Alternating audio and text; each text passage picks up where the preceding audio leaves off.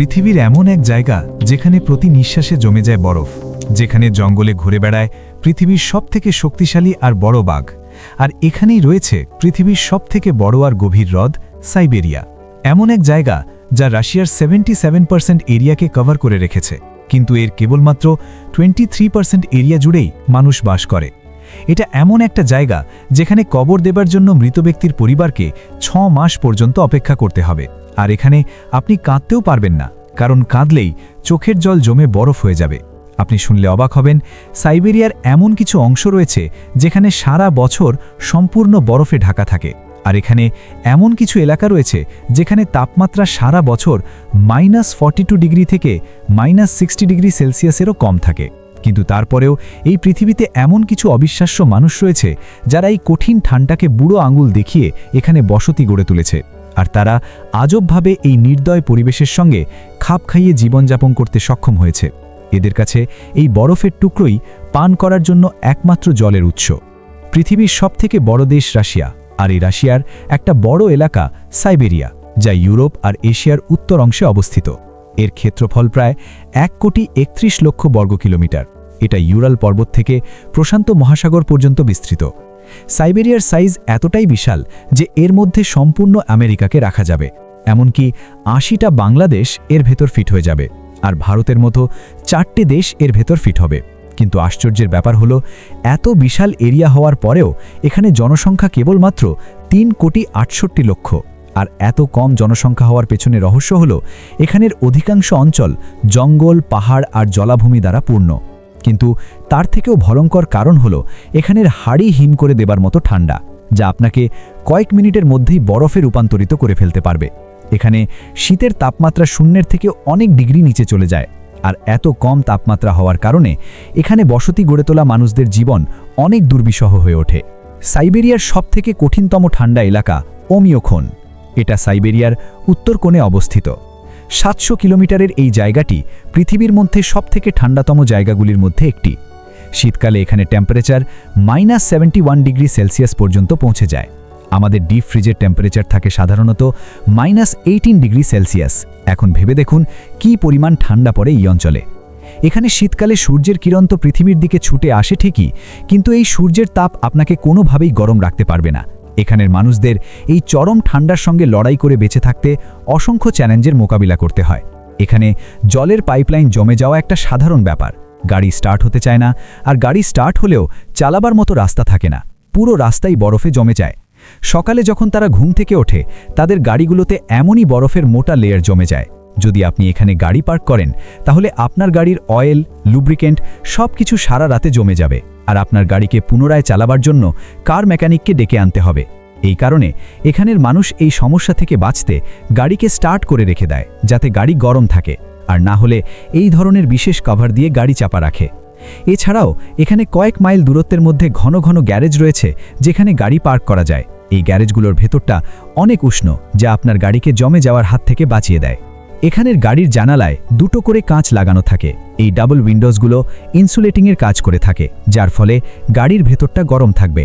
যদি রাস্তার কোনো নির্জন এলাকায় গাড়ি খারাপ হয়ে যায় আর যদি সঠিক সময় হেল্প না আসে, তাহলে মৃত্যু হওয়ার সম্ভাবনা থাকে। এখানের হ্যান্ডপাম্পে জল গরম করে রাখার জন্য গিজার লাগানো থাকে, যার কারণে জল জমে না। স্নান করার জন্য এখানে লোকেরা একটা বড় পাত্রে বরফ পূর্ণ করে রুমে নিয়ে আসে। এরপর কাঠ কয়লার স্টোভে জল গরম করে তারপর স্নান করে, আর ওই গরম করা জলেই তারা কাপড় ওয়াশ করে, না হলে বাইরে কাপড় ওয়াশ করলে মুহূর্তের মধ্যেই তা জমে যাবে। এক্সট্রিম লেভেলের ঠান্ডা পড়ার কারণে অনেকে আবার এখানে 6 মাসে 1 থেকে 2 বার স্নান করে থাকে। এখানে টয়লেট ঘরের পরিবর্তে বাইরে থাকে, কারণ ঠান্ডার কারণে যদি টয়লেটের পাইপ জমে যায়, তাহলে টয়লেটের নোংরা পুরো ঘরে ছড়িয়ে পড়বে। তবে রাতের বেলা এখানে লোকেরা আউটসাইডে না গিয়ে রুমের ভেতরেই টয়লেট করে। এখানে রুমের ভেতর পোর্টেবল টয়লেট থাকে, এগুলো হিটিং এলিমেন্ট দ্বারা তৈরি, আর সকালে উঠে এগুলিকে আবার বাইরে ডাম্প করে দেয়া হয়। এখানের মানুষদের যেই সমস্যাটা সবথেকে বেশি ফেস করতে হয়, তা হলো মৃত ব্যক্তিকে সমাহিত করা।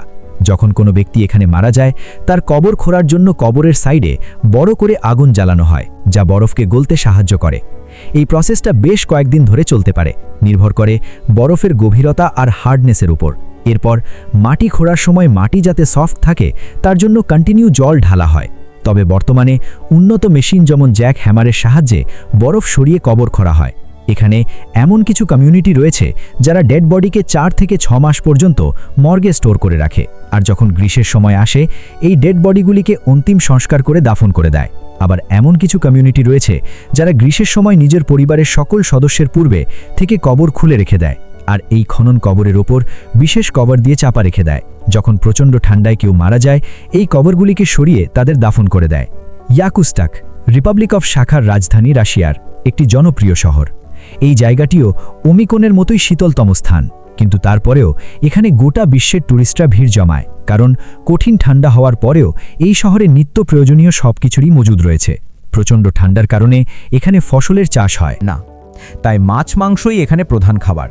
আর এই মাছ মাংসগুলোকে স্টোর করে রাখার জন্য কোনো ফ্রিজ নিজের প্রয়োজন পড়ে না, কারণ এখানের প্রতিটা বাড়ির জানালায় ঝুলতে দেখা যায় প্রয়োজনীয় খাবার। এই শহরের বাজারগুলো একটু অন্যরকম। এখানের মাছ মাংস ফলমূলকে পুতুলের মতো করে সাজিয়ে রাখা হয়। হাতে ধরলে মনে হবে যেন এগুলি কাঠের টুকরো। এখানে নদী আর হ্রদের জলকে জমাট অবস্থায় দেখতে পাবেন। কিছু কিছু স্থানে বরফের চাদর এতটাই মোটা হয় যে এর ওপর দিয়ে আপনি সহজেই হাঁটাচলা করতে পারবেন। এখানের ফিশারম্যানেরা মাছ ধরার জন্য নদীর মাঝখানে গিয়ে বরফকে ড্রিল করে ঠিক এভাবে মাছ ধরে। ওমিয়াকুন থেকে দক্ষিণ পশ্চিমের দিকে প্রায় 1500 কিলোমিটার ট্রাভেল করার পর আপনার দর্শন হবে পৃথিবীর সবথেকে বড় হ্রদ লেক বাইকাল। এই হ্রদটি কেবল টোটাল 31,000 বর্গ কিলোমিটার এরিয়া জুড়ে রয়েছে, যা প্রায় বেলজিয়ামের সাইজের সমান বড়। আর এর গভীরতা প্রায় 2440 ফিট, যা একটি ব্রুজ খলিফার বিল্ডিংয়ের উচ্চতার সমান গভীর। মানে এটা এতটাই গভীর যে বেশ কিছু মিলিটারি সাবমেরিনও অতটা তলদেশে পৌঁছাতে পারবে না। এই হ্রদটি পৃথিবীর চমৎকার জিনিসগুলির মধ্যে একটি। এই হ্রদটি পুরো পৃথিবীর সমস্ত হ্রদে থাকা মিঠা জলের 20% একাই স্টোর করে রেখেছে। কিন্তু এর অদ্ভুত সৌন্দর্য দেখে আপনি তখনই চমকে উঠবেন যখন এই হ্রদটি সম্পূর্ণরূপে জমে যায়। প্রচণ্ড শীতের সময় এই হ্রদের বেশ কিছু অংশের ওপর বরফের অনেক মোটা আস্তরণ পড়ে যায়, যার ওপর দিয়ে আপনি 4 চাকার গাড়িও চালাতে পারবেন।